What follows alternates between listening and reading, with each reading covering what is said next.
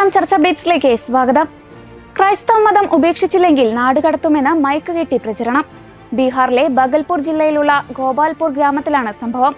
ഓട്ടോറിക്ഷയിൽ ഘടിപ്പിച്ച ഉച്ചഭാഷണിയിലൂടെ ക്രൈസ്തവ വിശ്വാസം ഉപേക്ഷിച്ച് ഹിന്ദുമതത്തിലേക്ക് മടങ്ങണമെന്നായിരുന്നു ഭീഷണി.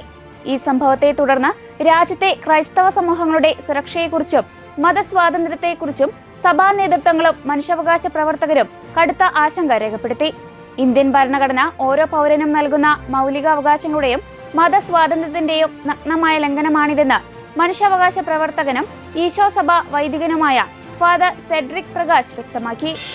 കൊളംബിയയിലുണ്ടായ ശക്തമായ ഭൂകമ്പത്തിൽ അഗാധമായ ദുഃഖം രേഖപ്പെടുത്തി ലിയോ 14 പാപ്പ. കൊളംബിയൻ മെത്രാൻ സംഘം അധ്യക്ഷനയച്ച ഔദ്യോഗിക സന്ദേശത്തിലാണ് പാപ്പ തന്റെ പ്രാർത്ഥനയും ഐക്യദാർഢ്യവും അറിയിച്ചത്.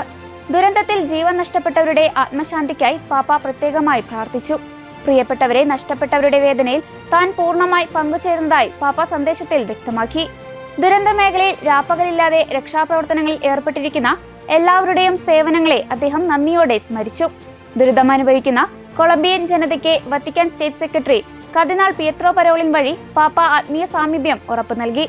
രാജ്യത്തെ മുഴുവൻ ജനങ്ങളെയും പരിശുദ്ധ കന്യകാമറിയത്തിന്റെ മധ്യസ്ഥതയ്ക്ക് സമർപ്പിക്കുന്നതായി അറിയിച്ചാണ് പാപ്പ സന്ദേശം അവസാനിപ്പിച്ചത്. കരുണക്കൊന്തയോടുകൂടി ആരംഭിച്ച സെനറ്റ് സമ്മേളനത്തിൽ നെയ്യാറ്റിൻകര വൈദിക ജില്ലാ ആനിമേറ്റർ സിസ്റ്റർ ജിയോ ഫ്രാൻസിസ് ഡിയം MCYM പതാക ഉയർത്തി.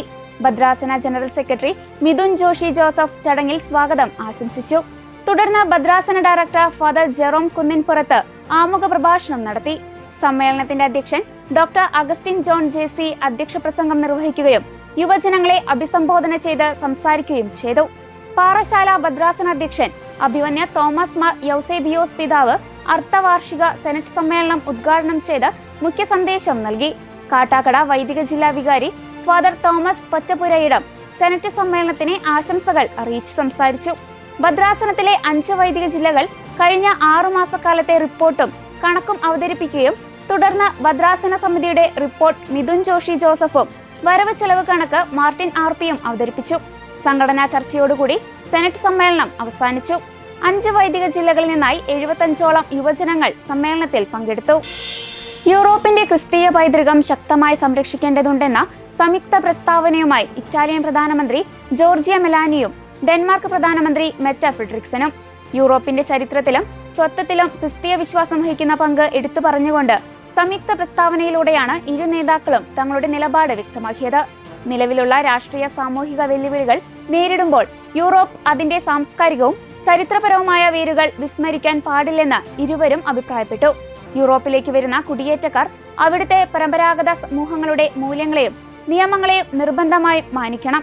പുതിയ സമൂഹങ്ങളുമായി ഇഴുകിച്ചേരാനാണ് കുടിയേറ്റക്കാർ ശ്രമിക്കേണ്ടതെന്നും തങ്ങളുടെ സംസ്കാരം വൻകരയിൽ അടിച്ചേൽപ്പിക്കാൻ അനുവദിക്കില്ലെന്നും നേതാക്കൾ മുന്നറിയിപ്പ് നൽകി.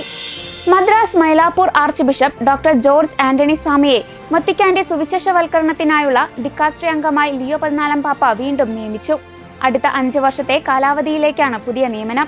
ആദ്യ സുവിശേഷവൽക്കരണവും പുതിയ പ്രാദേശിക സഭകളും ഉൾപ്പെടുന്ന വിഭാഗത്തിലാണ് അദ്ദേഹം പ്രവർത്തിക്കുക.